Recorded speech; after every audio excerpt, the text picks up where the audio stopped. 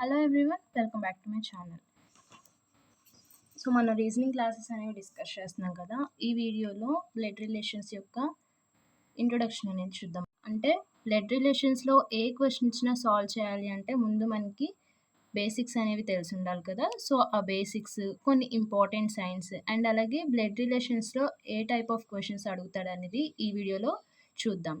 So blood రిలేషన్స్లో basics first మనకి రావాల్సింది ఏంటంటే రిలేషన్స్ తెలిసి ఉండాలి.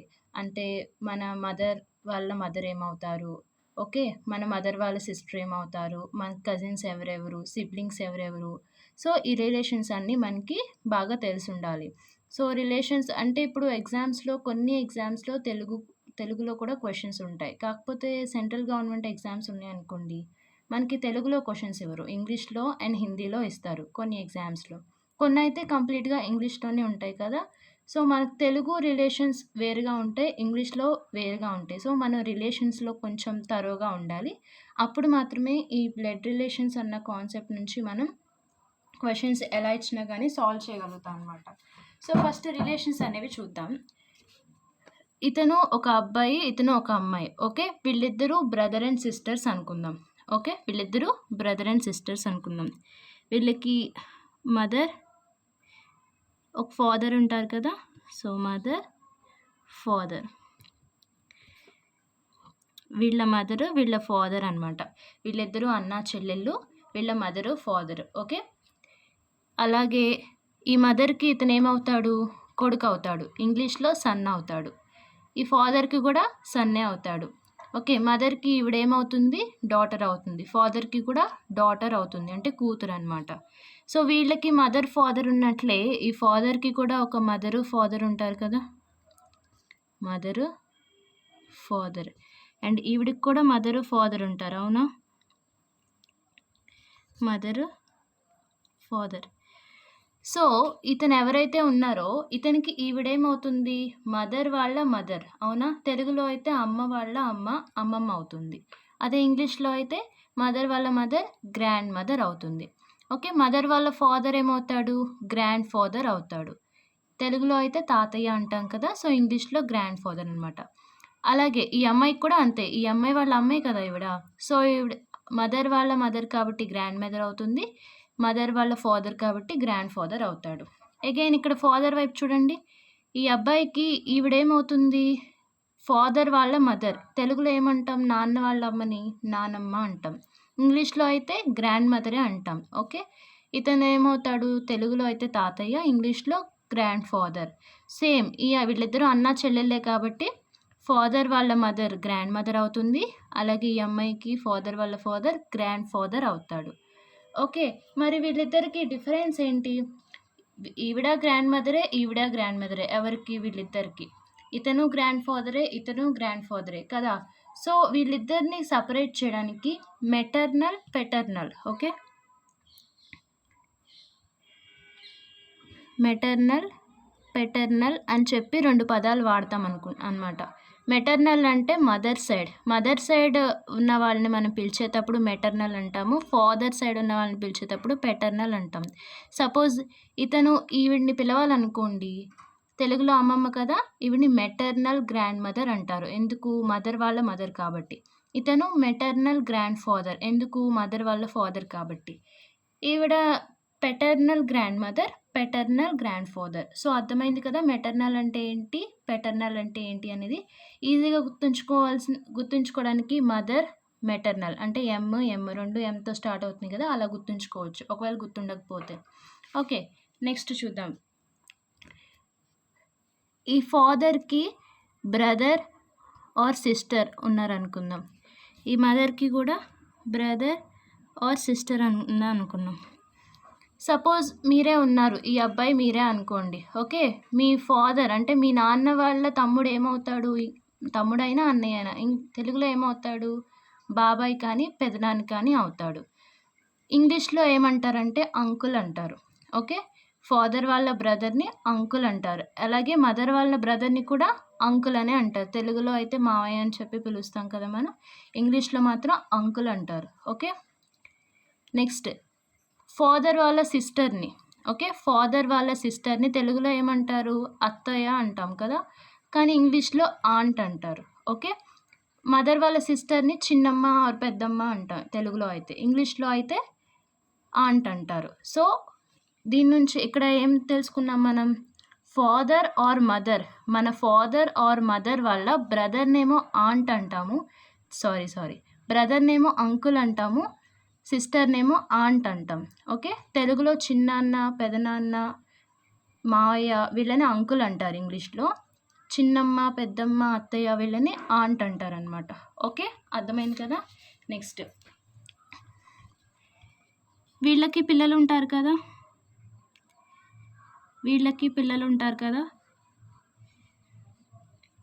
వీళ్ళ పిల్లల్ని ఏమంటామంటే కజిన్స్ అంటాం. ఓకే. ఆంట్ ఆర్ అంకుల్ వాళ్ళ పిల్లల్ని ఏమంటామంటే కజిన్స్ అంటాం. ఓకేనా? అంటే మన పెదనాన్న, బాబాయ్, చిన్నమ్మ, పెద్దమ్మ, ఓకే. ఇంకెవరు? అత్తయ్య, మావయ్య వాళ్ళ పిల్లల్ని ఏమంటాం? ఇంగ్లీష్‌లో కజిన్స్ అంటాం. నెక్స్ట్ ఇక్కడ మనకి ఎగ్జామ్‌లో actually grand aunt, grand uncle, niece, nephew ఈ పదాలనేవి చాలా ఎక్కువగా అడుగుతున్నాడు. సో, ఇవి కూడా చూద్దాం. గ్రాండ్ ఆంట్, గ్రాండ్ అంకుల్ ఎవరంటే ఈ గ్రాండ్ మదర్ ఉంది కదా! ఈవిడికి సిస్టర్ ఉందనుకోండి, ఆవిడని గ్రాండ్ ఆంట్ అంటాం. ఓకే. బ్రదర్‌ని గ్రాండ్ అంకుల్ అంటాం. ఇటువైపు కూడా సేమ్.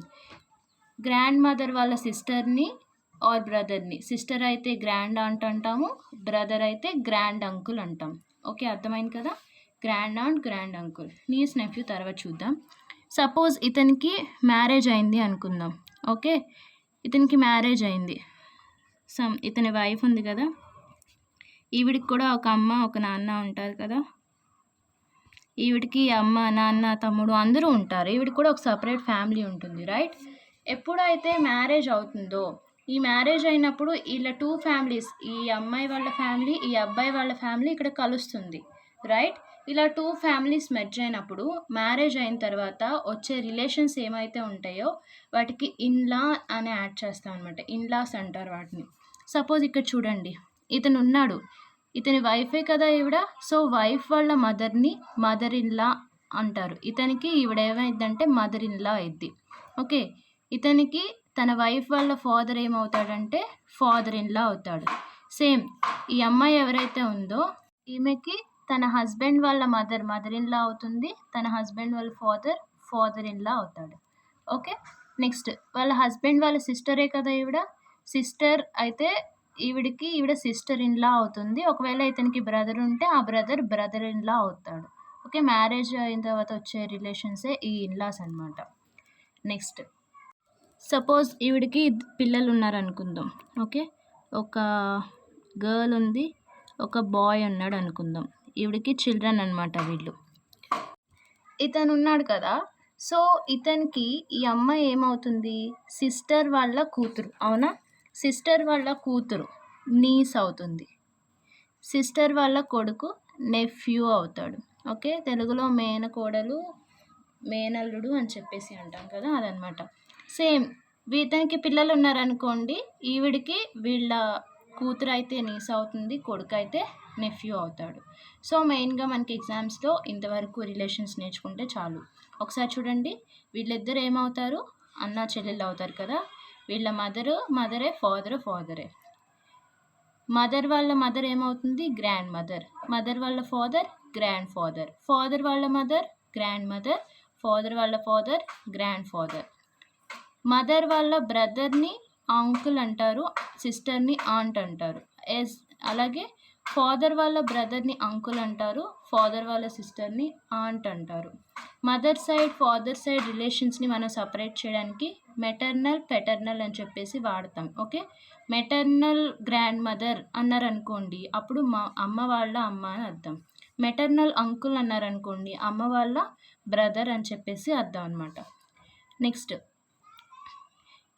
వైఫ్ వాళ్ళ మదర్‌ని మదర్ ఇన్‌లా అంటాము, వైఫ్ వాళ్ళ ఫాదర్‌ని ఫాదర్ ఇన్‌లా అంటాం. ఇతనికి ఈవిడ మదర్ ఇన్‌లా అవుతుంది, ఇతను ఫాదర్ ఇన్‌లా అవుతాడు. యాజ్ ఇట్ ఈజ్ ఈ అమ్మాయి ఎవరైతే ఉందో ఈవిడికి హస్బెండ్ వాళ్ళ మదర్ ఇన్ లా అవుతుంది, హస్బెండ్ వాళ్ళ ఫాదర్ ఇన్ లా అవుతాడు. అగైన్ ఈ అబ్బాయి అన్నాడు కదా, వాళ్ళ సిస్టర్ వాళ్ళ పిల్లలు ఎవరైతే ఉన్నారో, సో గర్ల్ అయితే నీస్ అవుతుంది, బాయ్ అయితే నెఫ్యూ అవుతాడు. సిస్టర్ వాళ్ళ పిల్లలే కాదు, బ్రదర్ వాళ్ళ పిల్లలైనా అంతే. సో ఈ అమ్మాయి ఉంది కదా, బ్రదర్కి ఇతనికి పిల్లలు ఉంటే కనుక నీస్ అయితే, గర్ల్ అయితే నీస్ ఉంటారు, బాయ్ అయితే నెఫ్యూ అంటారు. సో ఇవి బేసిక్ రిలేషన్స్ అనమాట. ఈ బ్లడ్ రిలేషన్స్లో కొన్ని సైన్స్ అనేవి మనం యూజ్ చేస్తాం. అంటే మనకి క్వశ్చన్స్ ఇచ్చినప్పుడు ఏంటంటే ఈ డయాగ్రామ్ అనేది ఒకటి డ్రా చేసుకుంటాం. ఇచ్చిన క్వశ్చన్ని ఒక డయాగ్రామ్ ఫామ్లో డ్రా చేసుకుంటాం. సో ఆ డయాగ్రామ్ డ్రా చేయాలంటే మనకి కొన్ని సింబల్స్ అనేవి వచ్చి ఉండాలన్నమాట. సో ఆ డయాగ్రామ్లో ఏంటంటే మేల్ని మనం రెక్టాంగులర్ బాక్స్తో ఇండికేట్ చేస్తాం.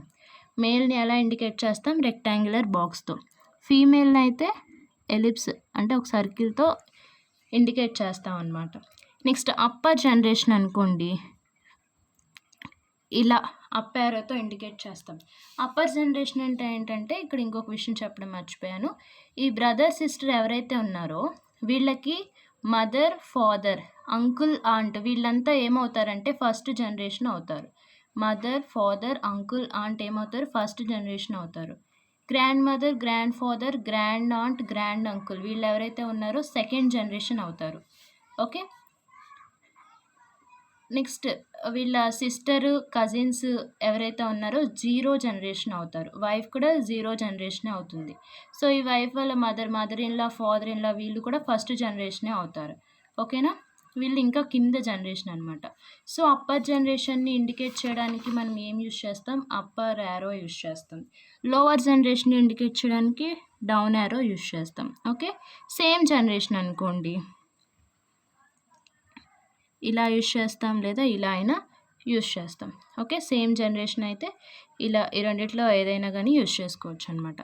నెక్స్ట్ స్పౌజ్ అంటే ఏంటి అంటే భార్య భర్త భార్యని స్పౌజ్ అంటారు. ఇప్పుడు సపోజ్ ఇక్కడ చూసినట్లయితే ఈ వైఫ్ ఉంది కదా, ఈ వైఫ్ వాళ్ళ స్పౌజ్ అంటే ఏంటంటే హస్బెండ్ అనమాట. ఈవిడికి స్పౌజ్ అంటే హస్బెండ్, అదే ఇతనికి స్పౌజ్ అంటే భార్య. అంటే ఇప్పుడు ఒక అబ్బాయి అన్నాడు అనుకోండి, వాళ్ళ స్పౌజ్ నేమ్ అంటే వాళ్ళ భార్య నేమ్ అని అర్థం.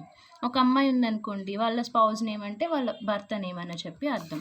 సో స్పౌజ్ని ఎలా ఇండికేట్ చేస్తారంటే భార్యని భర్తని ఇలా ఇండికేట్ చేస్తారనమాట. ఓకే, ఈ బ్లడ్ రిలేషన్స్లో క్వశ్చన్స్ 3 టైప్స్గా అడుగుతాడు. బ్లడ్ రిలేషన్స్ బేస్డ్ ఆన్ కన్వర్జేషన్ని బేస్ చేసుకొని అడుగుతారు. అంటే ఇద్దరు పీపుల్ మధ్యలో ఉన్న కన్వర్జేషన్ అనమాట. Next blood relation based on